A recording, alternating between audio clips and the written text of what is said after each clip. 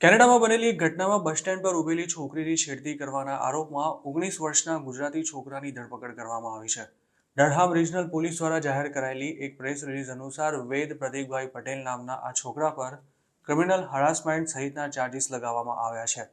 13 સપ્ટેમ્બરના રોજ અરેસ્ટ થયેલા વેદ પટેલે 28 ઓગસ્ટ 2024ના રોજ બસ સ્ટેન્ડ પર ઉભેલી એક છોકરીનો પીછો કરીને તેની સાથે કથિત અણછાજતી હરકત કરી હતી.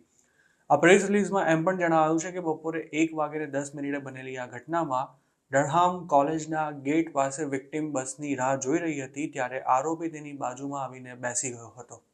ત્યારબાદ વિક્ટિમ બસમાં ચડી રહી હતી ત્યારે આરોપીએ તેને અયોગ્ય રીતે પકડવાનો પ્રયાસ કર્યો હતો અને તે વિક્ટિમની પાછળ જ બસમાં પણ ચડી ગયો હતો. તેમજ તેણે વિક્ટિમની બાજુમાં બેસવાનો પણ પ્રયાસ કર્યો હતો.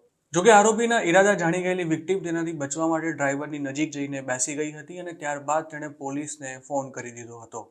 વિક્ટિમે કરેલી ફરિયાદના આધારે પોલીસે આરોપી વેદ પટેલની શોધખોળ હાથ ધરી હતી અને આખરે 13 સપ્ટેમ્બર 2024ના રોજ તે મળી આવતા તેને કસ્ટડીમાં લેવામાં આવ્યો હતો.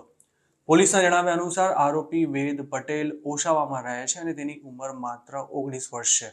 તેને કોર્ટમાં હાજર રહેવાની શરતે પોલીસ દ્વારા ધરપકડના અમુક કલાકો બાદ રિલીઝ કરી દેવાયો હતો. પોલીસે આ ઘટનાની કોઈપણ પ્રકારની માહિતી કે પછી સેલ ફોન, ડેશ કેમ અથવા તો સર્વેલન્સ ફૂટેજ ધરાવતા લોકોને પોતાનો સંપર્ક કરવા માટે પણ વિનંતી કરી છે. વેદ પટેલ પર જે ચાર્જીસ લગાવવામાં આવ્યા છે તેમાં મહત્તમ 10 થી 14 વર્ષ સુધીની જેલની સજાની જોગવાઈ છે. જોકે આરોપી કેનેડામાં કયા સ્ટેટસ પર રહે છે તેમજ તે વિક્ટિમને ઓળખતો હતો કે કેમ તેની કોઈ માહિતી કે પછી તેનો ફોટોગ્રાફ પોલીસ દ્વારા જાહેર કરવામાં નથી આવ્યા. આ પહેલા 7 જુલાઈ 2024ના રોજ કેનેડામાં પબ્લિક પ્લેસ પર અશ્લીલ હરકતો કરવાના આરોપમાં 25 વર્ષના એક ગુજરાતીની ધરપકડ કરવામાં આવી હતી. આ ઘટના ન્યૂ બર્ન્સવિકના મોન્ટગમાં આવેલા એક પબ્લિક વોટર પાર્કમાં બની હતી, જેમાં ભોગ બનનારા અમુક વિક્ટિમ માઇનર્સ પણ હતા. પોલીસના જણાવ્યા અનુસાર તે વોટર પાર્કમાં 12 જેટલા લોકો સાથે આરોપીએ આ કરતૂત કરી હતી અને લોકોએ તેનો વિડીયો પણ ઉતારી લીધો હતો. આ કેસમાં પોલીસે આરોપીની વોટર પાર્કમાંથી જ ધરપકડ કરી લીધી હતી અને તેનો ફોટોગ્રાફ પણ વાયરલ થયો હતો.